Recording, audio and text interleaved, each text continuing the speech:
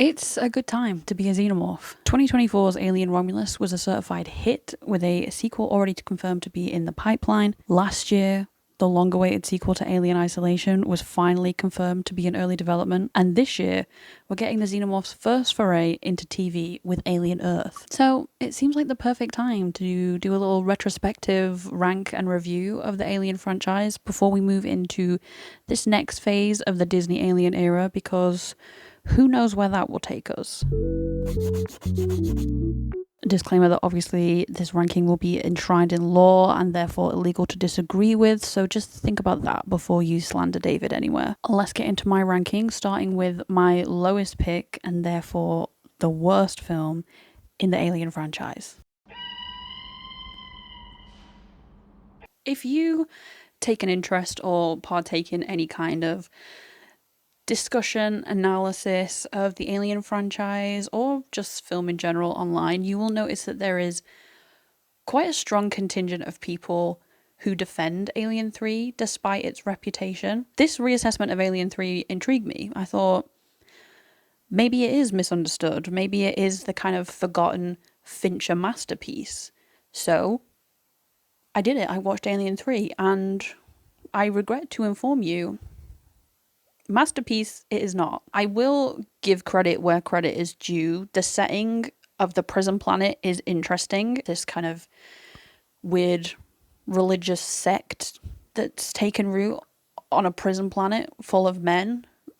You know, I think on paper there's something that could be really interesting there. And I do appreciate that no xenomorphs are blown out of airlocks, who are at least trying to do something different. However, this is just not a functional movie. None of the potential of the setting and the characters, which are, as I've said, in theory, really interesting, none of that potential to me is realised in the film. A lot of the prisoners and the prison staff to me just come off as really indistinct. And basically, no one in this movie acts like a real person to me. A lot of the dialogue and the way that the characters interact really comes off as kind of bad video game cutscene. Just it's very NPC. We're very NPC heavy in this movie. The only character I was interested in and actually gave a fuck about, Clemens, is killed off unceremoniously in the middle of the film. I really wanted more Clemens. Low key, as much as I love Ripley and I think Sigourney Weaver is doing the best that she can in this movie, I low key feel like Clemens should have been our main character. I don't know. Even Ripley to me is quite insipid throughout this film. I can't really map who she is in Alien and Aliens onto Alien 3 Ripley. I just don't feel like there's anything interesting going on with her character. I felt like I already knew that Ripley would die to stop the xenomorph getting out, that she wouldn't comply with the kind of directives of the corporation. I feel like that's already been well established, and putting her in this colony of men, again, could be something that I think would be really interesting if it had been done well, but it just kind of literalizes the undercurrent of sexual threat throughout the whole franchise, in that this is colony of men who try to assault her. I just feel like there's no subtext here.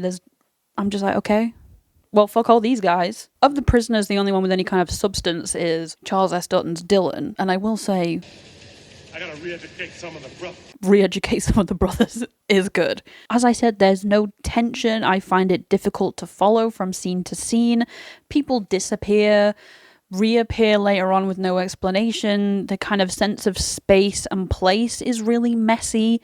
To the point that, again, when they're kind of trying to build tension with where the xenomorph is and people being hunted and killed, I just am like, well, where the fuck are we? How did we get here? We're teleporting. The NPCs are teleporting, and I don't care. The pacing is just all over the place, and it's just obviously really suffers from the fact that this movie was cut together with a knife and fork. Because the pacing is all over the place, I found myself bored through most of this film, and it's not super long, but it dragged to me. Particularly the final sequence, I feel like we're building up to the climax for so long that if they had managed to build even a modicum of tension, it's dissipated completely, because we're just xenocamming around, and then we just keep cutting back to the goofiest looking xenomorph you've ever seen in your whole life, in a kind of brown, sludgy tunnel, playing Temple Run with a load of people who I cannot tell apart and I don't care about. And I'll say it. I don't like that they just killed off Newton Hicks. That is in large part because of my own kind of sentimental attachment to them as characters, but I just think there were more interesting things we could do than just trot out Ripley again and basically just try and erase all the development that has happened over the other two films.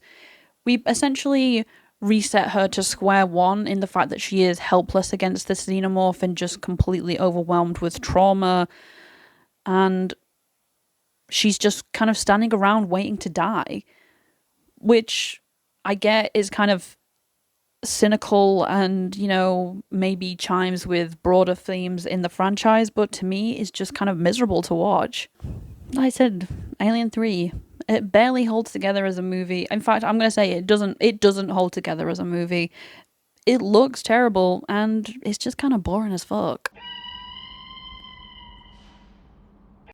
The production of Alien 3 was famously a nightmare, kind of from start to finish. It went through about 3 billion rewrites, and I think God knows how many directors were attached to the project at any one time, until eventually David Fincher was brought in. Fincher was not really any more successful in directing this film than any of the other people who tried.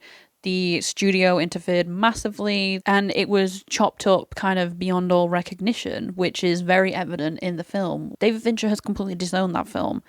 He doesn't fuck with it any more than I do. So that's one thing that we have in common.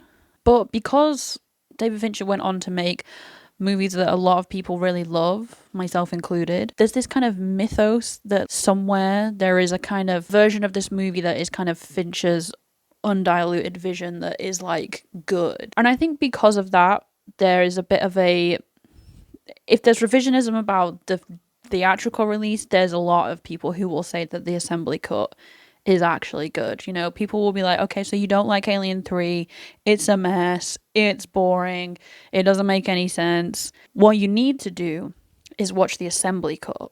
The assembly cut is good. The assembly cut is a functional movie that is enjoyable to watch. So I watched the assembly cut and it's still bad. It's definitely more coherent than the theatrical cut. It plays more like an actual film than just a series of cutscenes stuck together by disinterested studio executives. But it solves none of the problems I have kind of on a fundamental level with Alien 3. It's still kind of choppy. It still looks goofy. The characters aren't improved significantly to the point that I feel like, okay, it's better than Alien 3, but that's quite a low bar. This is where we should be focusing our energy if we're going to do Alien franchise revisionism or like just contrarian takes. Look, is Alien Resurrection a good movie? No.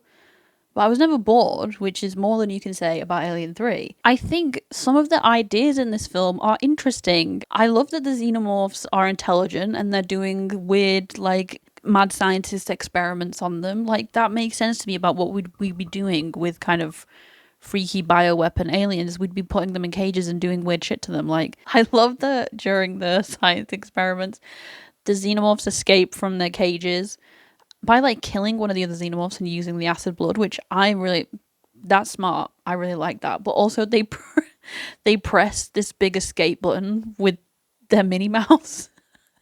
They have hands. Is that how the Queen called the elevator in Aliens? With the Minnie Mouse? You know, they've got hands. It's so stupid. There's a lot of weird, like, reproductive body horror, strange, like, sensual, psychosexual imagery that I was into. I was like picking up what they were putting down there. You know, the weird opening with the pregnant xenomorph queen, that was so fucking strange. The weird ugly hybrid baby, it was kind of cute. I like that. To me is like we're taking weird swings with just like, okay, we've got these kind of weird goop creatures with like 7 mouths. What can we do with them? What can we like mesh together with them to make them even weirder? And I think that's the direction that we should be heading. I think it does something more interesting with the kind of psychosexual elements of the Alien franchise than having the kind of than the prison setting did, because there's this undercurrent of sensuality throughout the whole film. I don't know how else to describe it, that I found kind of compelling. There's this really strange bond between Ripley 8 and the hybrid baby, which I found kind of slightly touching. It's like maybe a random horny French guy is kind of the perfect vehicle to tell a story about the xenomorphs. And I think it looks good, mostly. I think it's kind of slimy and grimy, and there's lots of very moist imagery, which I think feels of a piece with the rest of the franchise. Ripley 8, instant diva. Sigourney Weaver is so good at being both hot and unnerving. The tone of the film is kind of all over the place, because there are these elements about it that really work. I think obviously Sigourney Weaver is just like eating, she is chewing up the scenery whenever she is on screen. She is putting that fresh set of stiletto nails to good work. And when I'm watching Resurrection, I'll find myself being into it. I'll be on board. I am ready to receive the message. And then it will become very apparent that this script was written by Joss Whedon, and I'm out. I think that's why the tone of this film is so jarring, because we'll be getting into out and out kind of reproductive horror of everything, and then we'll be like sucked back down to earth with, I think Joss Whedon was writing like, what if Firefly was Alien? You know, we have the usual hallmarks of a Whedon script. We're like slightly weird about women. We're obnoxiously quippy. And the central crew, although I'm never upset to see Ron Perlman on my screen, I just felt like we were just a little too cute, okay? I just don't feel like Joss Whedon is the right fit for Alien. I don't feel like his script captures what is like interesting about the franchise. I think, like I said, he was kind of just like, what if we did Firefly and there was xenomorphs? I definitely think that Resurrection is entertaining, particularly if you are watching whilst having like 1 to 2 glasses of wine. There's something campy and silly about it that is undeniably entertaining, but doesn't feel of a piece with the best of the franchise. So even though the film, I think, is well directed and looks good, if you ignore the swimming xenomorphs, I don't think it gets anywhere close to what is so interesting and compelling about the best entries of the franchise. I will say, for both this and for Alien 3, there are kind of bones of good ideas there. I think if in better hands, there could have been something interesting about both of them, and they could maybe have been more successful. They're not just kind of hollow nostalgia bait slop, which I think a lot of franchises have inevitably fallen into. So, look, I think Alien Romulus is a perfectly serviceable Alien movie. I think on the surface it's much less controversial in how it handles being part of the Alien universe than other entries into the franchise. And absolutely, when I was watching it, I was entertained. I was into it. I think the characters mostly work. Andy and Rain are great. Kaylee Spaney always eats. David Johnson, my beloved. He should be in everything ever. And I think Andy is interesting. It's a different take on a synthetic. He's not just the same that we've seen in other films. The action is good. It's tense, even scary, and particularly what they do with the facehuggers, you know? Yeah, I don't want to be trapped in a room with a load of like horrible parasite spiders flying themselves at me. Like, yeah, it's fucked up. It's gross. I don't like it. It was fun, but it's not a film that I think about really ever. It's kind of, you know, it's a film with characters and also places and settings and events that happen in sequence, but I don't feel like there's much else going on. It's not an entry in the franchise that I find myself thinking about a lot or really feeling this massive urge to revisit. I think it strays into being quite a derivative, and I'm really just taken out of it whenever there's those kind of really cheap callbacks to other movies. I just really don't like the kind of key jangling of the "get away from her, you bitch" line, which is just completely out of context and doesn't work at all in the moment. I think they were aiming for it to be this sort of everybody whoops, cheers, and it's like, oh my god, it's the line. But it's like, why is this mild-mannered, very sweet robot boy who I love saying this, which doesn't coming out with this line that doesn't fit with any of his earlier dialogue and seems to have just been like uploaded into him. And I hate the weird CGI in Home. I know his family are on board, blah blah blah. It's all like done as ethically as possible in this situation, but I just really hate this trend of like de-aging or reconstituting people to put them in films when they're either like too old or not alive anymore. I can rarely think of a time when this kind of technology has been used in a film where I feel like it was really done well and not an instant like recoil, uncanny valley, what the fuck is that? That motherfucker back there is not real. And you can sit on this plane and you can fucking die with them or not. I will say, The Offspring, that thing was weird as fuck. I liked that. So I am interested in what the fuck's going on with that. I appreciate that there was a little bit of mention of black goo. Shout out to the black goo. For me, Romulus is decent, but definitely strays way too close to being sort of nostalgia infused slop to the point that I can't consider it to be anything better than decent.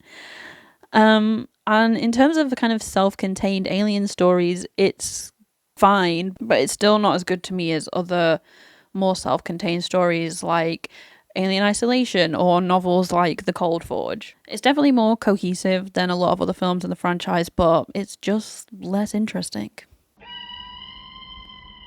A lot of people don't fuck with the Ridley Scott prequels, and Covenant in particular.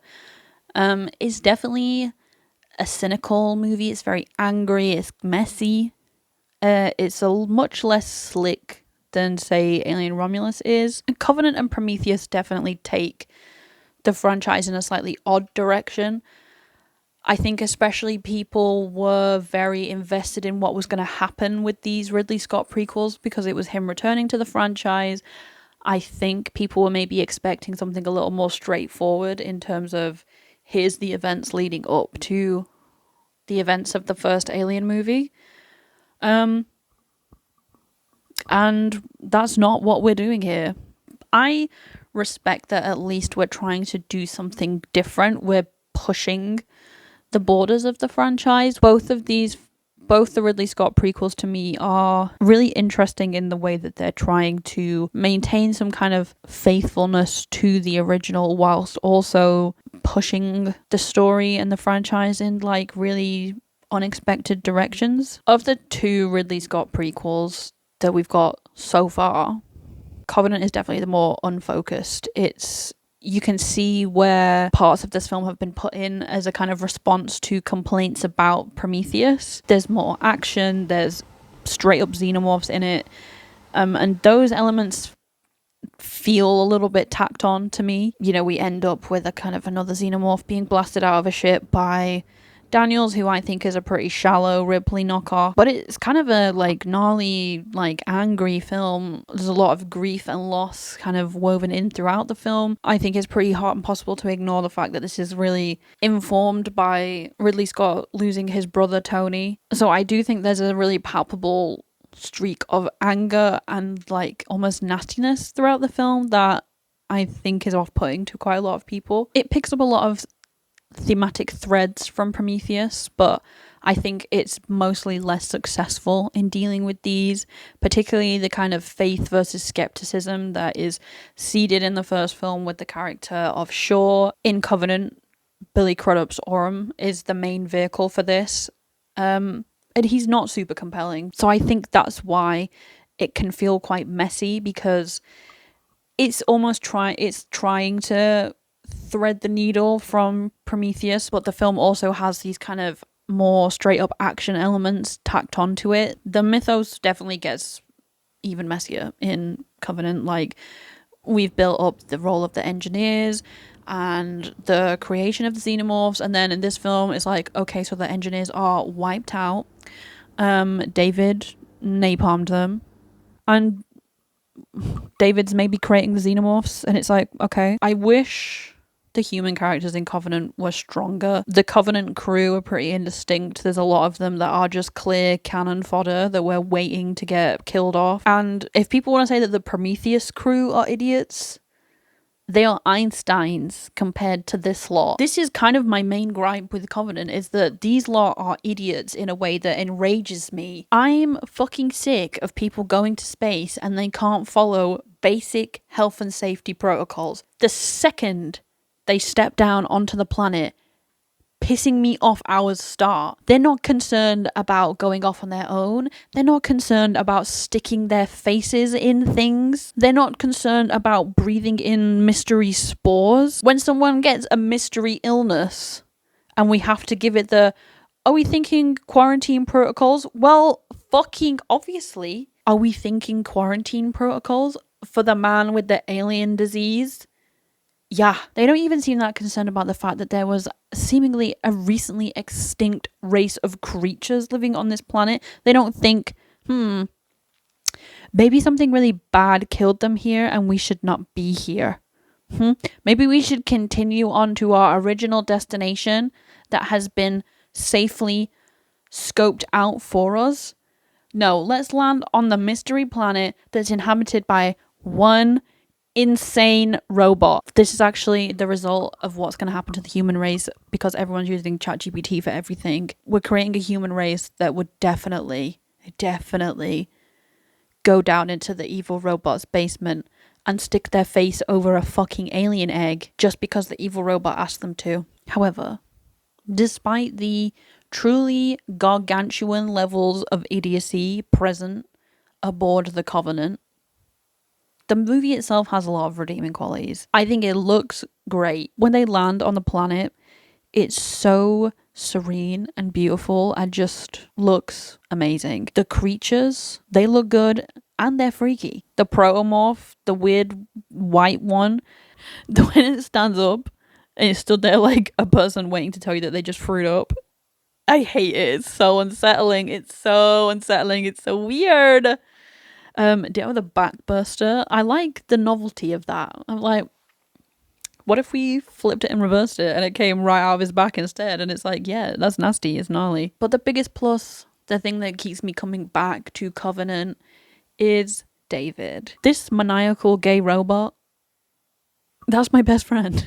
David and Walter are so interesting as a duo. David is trying so hard to like convince Walter that his way is the best way and that he's not insane. He wants Walter to realize that they're superior to humans, that they deserve more than their creators. But everything separating David from Walter is almost like David's most human elements. David has these really almost base human impulses. You know, he wants to create. He has this overwhelming desire to like create something of his own and prove himself. That's what David thinks separates him, is going to separate him from his human creators, but it's also like one of the most human things he could do. I just find David endlessly fascinating, and Michael Fassbender is so good at just being this like super controlled, bottled up maniac, especially when you contrast that with his performance as Walter. Walter is so like sweet and endearing and seems to have this real genuine care for Daniels, but he has all these other limitations that we've placed on him, so it's almost like he's kind of a lovable idiot that we've made, that we're too threatened by someone like David who can think for themselves. I wonder what that says about the creative process and how creatives are viewed in a kind of hyper commercial system like Hollywood movie making. Also, David and Walter are so like, you're the only gay cousin trying to bond with everybody else at the family function and it makes you evil. I'm just locked in. from whenever David shows up. These idiots just don't stand a chance. He just immediately starts plotting and scheming. Like, once he sees the opportunity to impregnate someone, David's gonna take it. He's got a cloak and is stood around quoting Shelley. Like, please. You didn't think to check? You have two identical robots, and you didn't think to check that the one that is on the ship with you is not the crazy one? The one who has tried to impregnate you with an alien? The one who would love nothing more than to impregnate everyone on the ship with an alien? The maniac one? You didn't think to check that he was the one that you brought on the ship? You didn't think to check, let me actually screen my identical robots to make sure I've not brought the evil one on board. You don't think to do that until you are ensconced in a pod. Girl.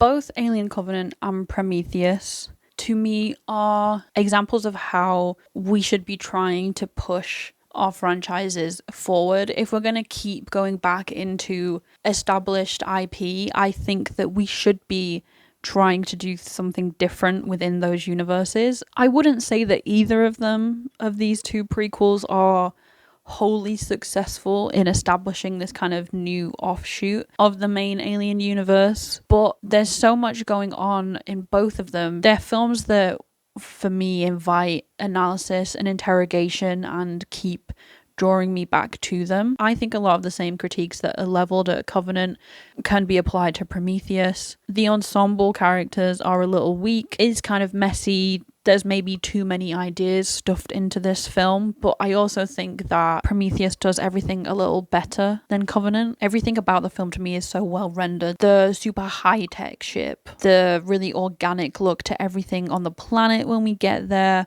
It's so immersive and just beautifully put together. I don't think it necessarily feels like an out-and-out Alien film, but I'm so interested in its attempts to expand the universe and use the established lore from the originals to do something different with it. I think you can really see Damon Lindelof's fingerprints all over this film, and he, I think, is quite divisive as a writer and creator. I love a lot of Damon Lindelof's work, and the fact that everybody on this ship has daddy issues and it turns out that God hates us, that's a Lindelof joint. That thematic element is actually what elevates Shaw as a character to me. I think Noomi Rapace is so good, and I think her character is so interesting and not, like, she could not be further to me from just like a Ripley knockoff. She has this really interesting tension in being a dedicated scientist and somebody who is committed to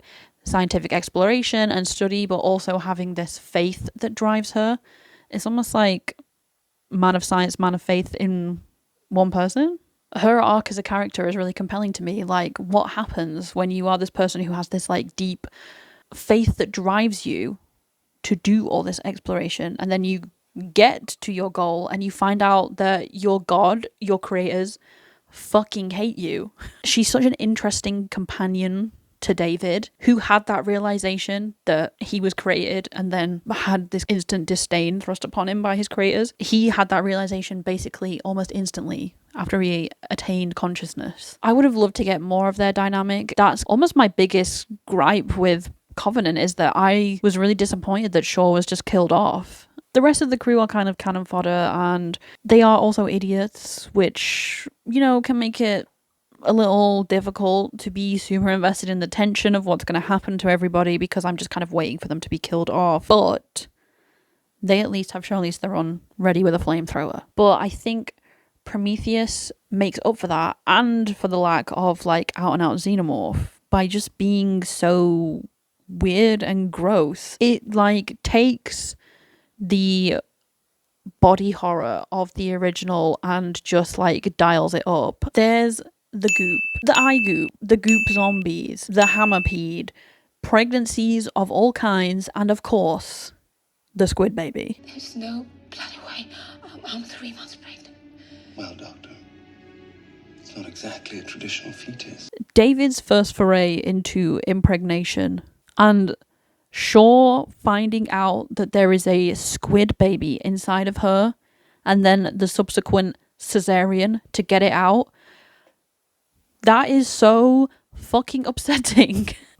I think this is the most like gross, gnarly, fucked up thing in like the whole franchise. It makes me tense my entire body just thinking about it. Like this, when they pull it out, and then when you see it later, when the squid baby has got bigger and it's got like a human back. What the fuck? And of course, I will forever love Prometheus because it gave us David. He is just fascinating. He's just like plotting, scheming, putting goops into people's drinks. David is a really interesting vehicle for exploring all these themes about consciousness and creation and what it means to be human. For sure, Prometheus is messy. It like often brings up concepts and just kind of lets them trail off, and I can see why it's as an alien film for like diehard fans and people who are really invested in the lore. It might not be, it wouldn't have been satisfying, I think, for what people were kind of building it up as at the time. But for me, it's a film that I find myself coming back to a lot. Of all the films in the Alien franchise, I think I've read the most kind of critiques, analysis, different interpretations of Prometheus, just because I think there are so many threads in it that would be so interesting to pull on more. And I'm really disappointed that we've not got that third film in the planned David trilogy, because number one, I really want to see David again. But I'm also really interested in where this was going and how everybody involved in the creation of this film imagined it tying into the original Alien film. And I hope that we get to see a continuation of that in some form at some point. And I just really need David back. It's Alien, girls. I know this may be sacrilege to some, but it's my truth. I came to Alien much later than Aliens. I was an Aliens first girl.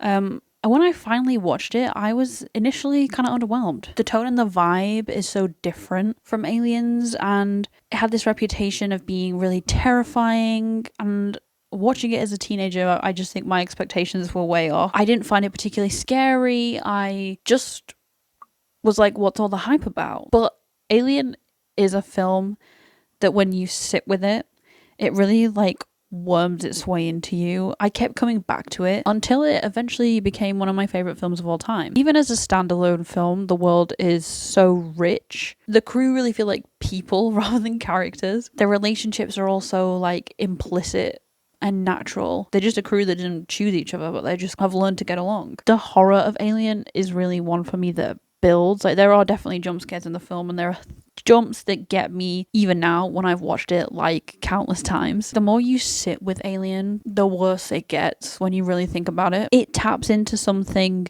really visceral, just that universal terror of your body being invaded, whether by illness. The screenwriter Dan O'Bannon said that the chest burster in particular and the kind of invasion of the body was really informed by his experiences having Crohn's disease, or something like pregnancy or sexual violence. These are all just really primal things that the film really taps into. The world in and of itself is just so iconic. The production design blends this kind of rough industrial look of the Nostromo that seems like this really like beat up haulage vehicle. It blends that really well with the biomechanical design of the xenomorph from H.R. Geiger. The effects hold up even now. Like, when you're watching it, you're never taken out of the world at all. Even though sometimes it's like, yeah, this is a guy in a xenomorph suit, but it's like, it's a guy in a xenomorph suit who looks really fucking creepy. And the xenomorph itself, I just don't think there's a better creature design. It's so beautiful, kind of. There's something elegant, but like slightly uncanny about it, and just so otherworldly. And Ripley is probably just as iconic as the xenomorph. Her transition through the film never feels like too scripted. She's right about basically everything from the start, but it feels completely in keeping with her character and just like a natural part of her dynamic with everybody else on the ship. I think one of the things that people connect with the most about Alien is, to me, it is just the perfect encapsulation of what it means to be an employee. To get lumped with all these people, and then some bullshit happens, and suddenly you're on a side quest that management needs, even though it's not part of your contract, and you get nothing from it personally. And then before you know it, you're in charge of the whole project, and you have to deal with all this like fuck-ass fallout. And in the end, no one you works for even gives a fuck, and it turns out you're all disposable and you're just serving this like faceless corporation with nefarious intentions. If that's not like a universal experience of employment, I don't know what is. It's just texturally so rich, it looks amazing, the performances are all supernaturalistic and really amazing, the effects looks great. There's a reason people want more and more of the xenomorph, why people keep going and watching these films, and it's because of what was laid down in this film.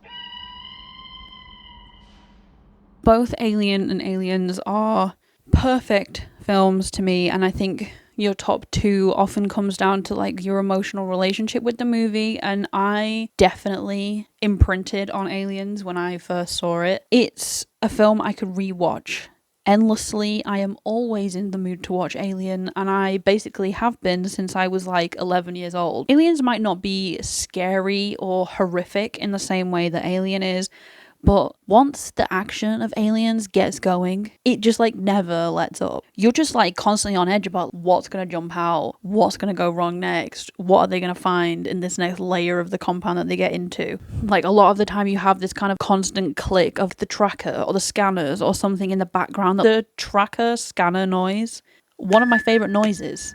Just a great noise. That initial descent into the nest is just like as tense as anything. Like you're kind of half viewing the nest through all the little head cams on the Marines, and it's just so well done. And you have Gorman like losing it and the situation just quickly becoming completely out of control and Ripley having to take over.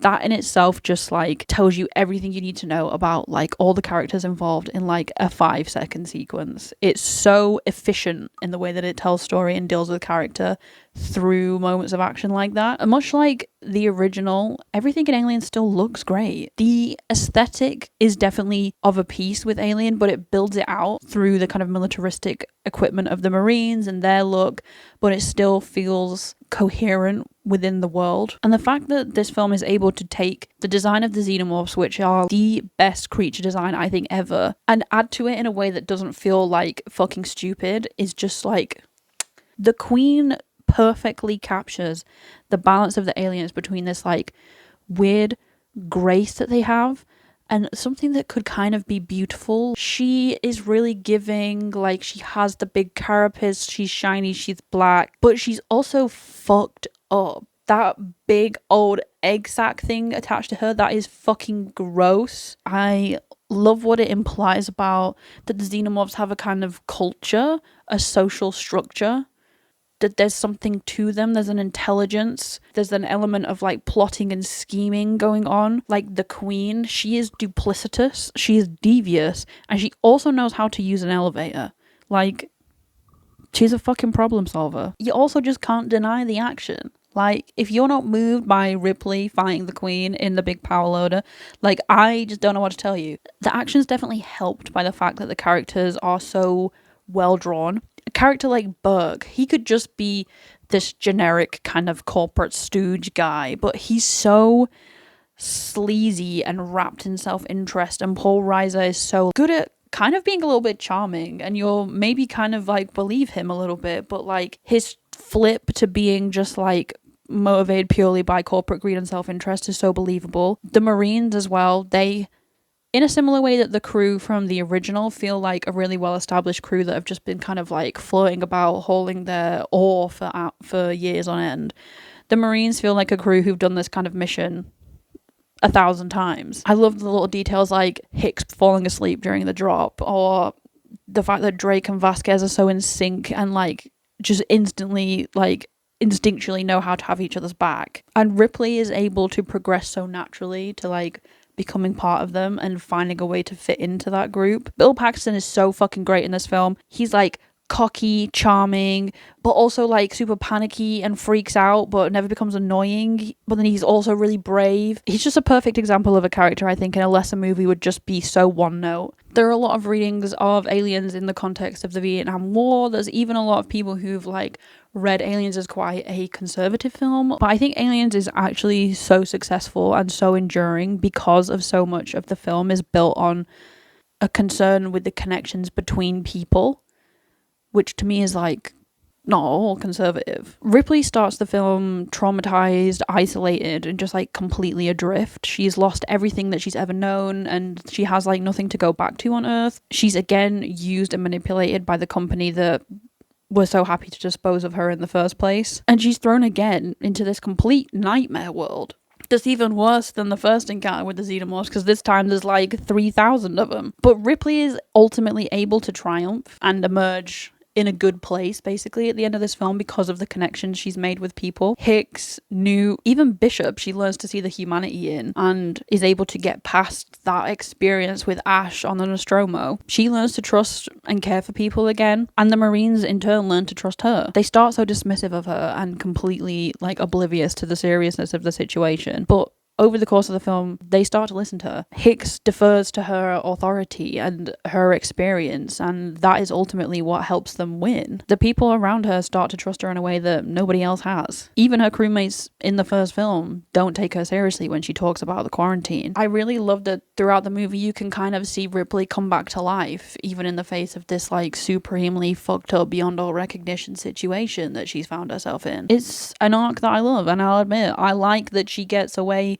from the situation with her new adopted daughter and boyfriend in tow, and half of her android. It's like a perfect example of what a sequel can do. It doesn't try to replicate the tone or the atmosphere of the first film. It adds to it and takes it in a completely different direction. We got basically an out-and-out war movie that somehow feels of a piece with Alien. That's crazy. And every time I watch Aliens, I'm like, is this the best movie ever made?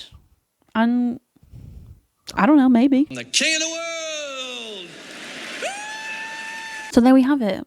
There's my ranking of the Alien franchise from worst to best. I hope you enjoyed hearing my thoughts, and thank you if you made it this far. Make sure to like and subscribe for more videos on film, TV, pop culture, and whatever I feel like talking about. I would love to know your thoughts and feelings on the Alien franchise. Do you agree with my rankings? Do you also want to see that next film in the David trilogy? Obviously, if you disagree, that's fine too.